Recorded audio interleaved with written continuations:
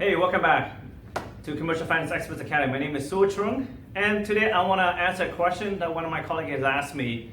What do you do when you have one of those clients, one of those impossible clients that have high expectations or just don't get it?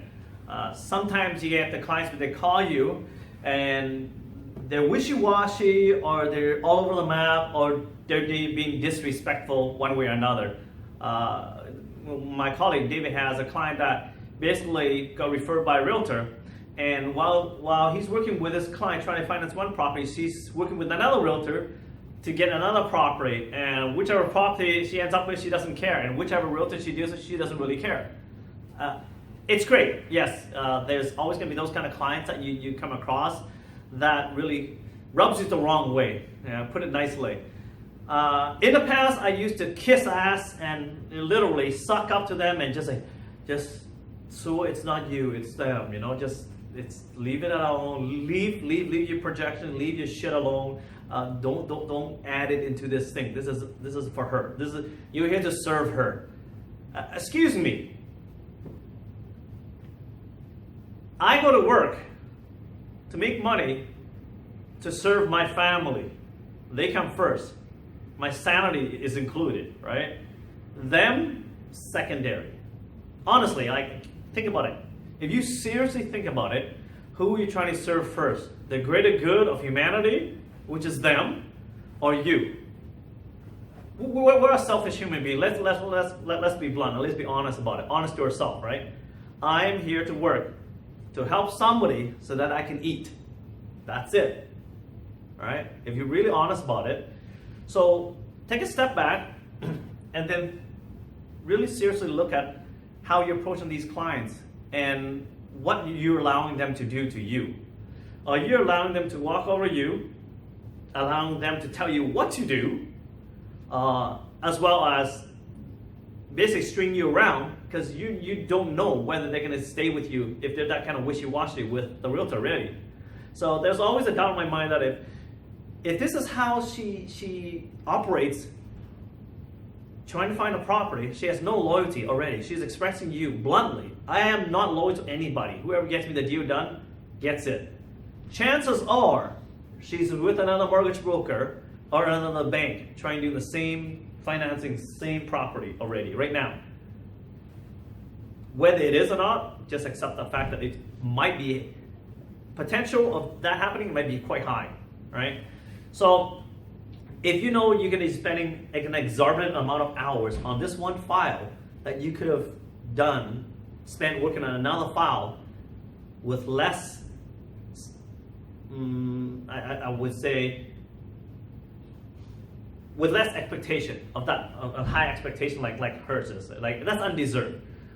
Chances are her situation is not really good. It's not clear cut. It's not straightforward. The AAA clients that I have, they're easy to deal with.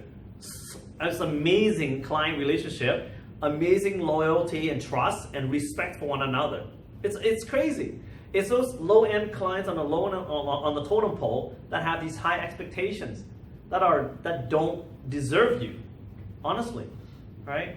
We're here to serve them only when it serves our purpose, really, at the end of the day.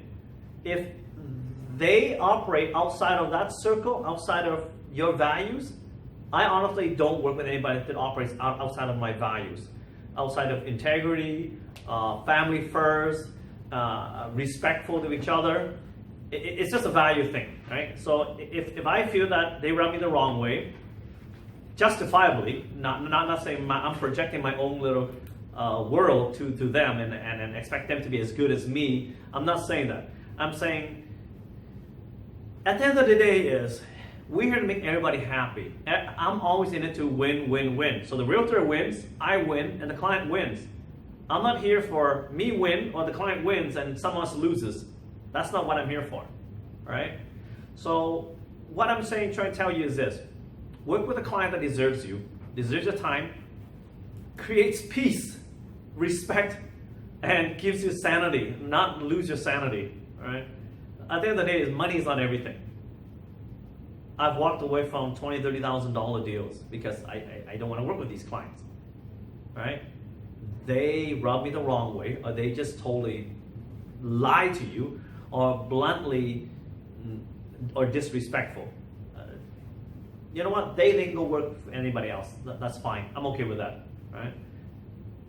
I win in the end, and if I tell my realtor friend, the realtor referral that sent me this about why I ditched this client, and tell her she should too, she'll respect you more by doing that. Yes, it's a loss of income and potential income, but maybe not even, right? But you earn her respect because you're very upfront about what your beliefs are and what your values are, and who knows, it might align exactly with what hers is too. Right? So in the end, you win.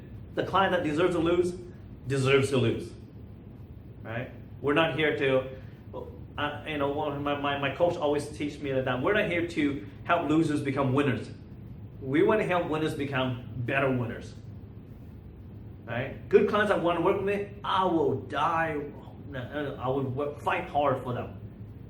Literally, I'll champion them to get the loan and everything that they want under the sun. But if they're unwilling to work with me and be respectful of all of our partnerships, our relationships, I'm done. That's it. So hopefully you take away from that today. It has to do with everything in life. It's not just about financing. And if you can get this right, when it comes to commercial financing, this is where your value gap comes in. When you're willing to walk away from certain deals to help the greater good and perhaps get a better deal because the client understands you better and totally respects you better, and your realtor connections will even respect you even at a higher level than you ever started with them. Okay? Take care. See you next video. Have yourself a good one.